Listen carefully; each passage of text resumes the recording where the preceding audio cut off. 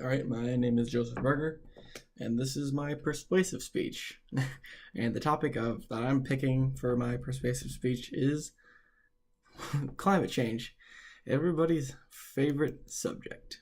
All right, so what I'm what I'm trying to get across is in my speech is that climate change is real. There's literally there should be no denying at all that climate change is real. In my mind, in my head, and what I think is in my mind, denying climate change is equivalent to people denying and claiming that vaccines are harmful to children and cause autism. There's literally almost there's almost literally almost no evidence to support the opposite, that they are dangerous, and there's the same goes that there's almost no evidence to support that the climate change isn't real. We have so many sources and so many different like universities, government agencies collecting data and telling us the same thing over and over and over again, that it's real and it's a problem, but we're not doing anything. Government agencies, just to name a few, like NOAA, that's NOAA, the National Center for Environmental Information, and NASA all agree to this thing. All agree that climate change is real and is posing a huge threat to our civilization. Just off of the NOAA website, they have a whole section on climate change. Just like they list on one of their pages on climate change, they list a couple of reasons on how we know the Earth's climate is warming. Let me just read off a couple lines. Okay. Thousands of land and ocean temperature measurements are recorded each day around the globe. This includes measurements from climate reference stations, weather stations, ships, buoys, and autonomous gliders in the oceans. These surface measurements are also supplemented with satellite measurements. These measurements are processed, examined for random and systematic errors, and then finally combined to produce a series of global average temperature change. A number of agencies around the world have produced data sets of global scale changes in surface temperature using different techniques to process the data and remove measurement errors that could lead to false interpretations of temperature trends. The warming trend is apparent in all of the independent methods of calculating global temperature change. It's also confirmed by other independent observations, such as the melting of mountain glaciers on every continent, reductions in the extent of snow cover, earlier blooms of plants in spring, a shorter ice season on lakes and rivers, ocean heat content, reduced Arctic sea ice, and rising sea levels.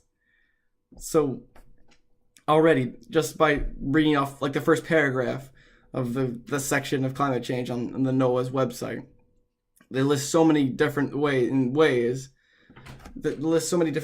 in which climate change is already affecting the world.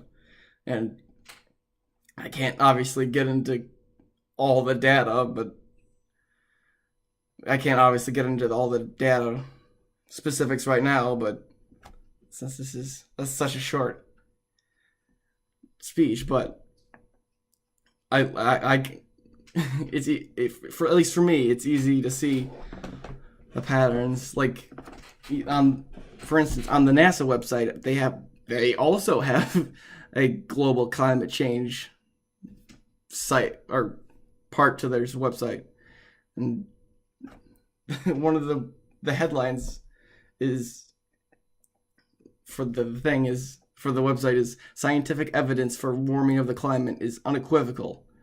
That's from Intergovernmental Panel on Climate Change. That's on their website. I don't think NASA this is like saying, if NASA's saying it's true, then why deny it? It's like denying that the moon landing didn't happen. Just reading a couple lines off the NASA website about evidence for climate change. The current warming trend is of particular significance because most of it is extremely likely, greater than 95% probability, to be the result of human activity since the mid-19th century and proceeding at a rate that is unprecedented over decades to millennia. Earth-orbiting satellites and other technological advances have enabled scientists to see the big picture, collecting many different types of information about our planet and its climate on a global scale. This body of data collected over many years reveals the signals of a changing climate. The heat-trapping nature of carbon and other gases was demonstrated in the mid-19th century. Their ability to affect the transfer of infrared energy through the atmosphere is the scientific basis of many instruments flown through by NASA. There is no question that increased levels of greenhouse gases must cause the Earth to warm in response. See? I mean, we even have relatively right next door to us, to our planet Earth, Venus. It's an over-exaggeration of what happens when greenhouse gases get out of control. Its atmosphere is mostly carbon dioxide, and the surface temperature there is hot enough to melt lead. So, in the speech, I hope, if not to convince you that climate change is real, I hope I have at least convinced you to, at the very least, investigate it more. Look at actual source, like actual government or government sources, or look at studies that have been reviewed by many different, that have been reviewed and sourced by many different either agencies or different universities. All right. I probably said enough. I'm very passionate about this, so this is Joe Berger signing out. Click.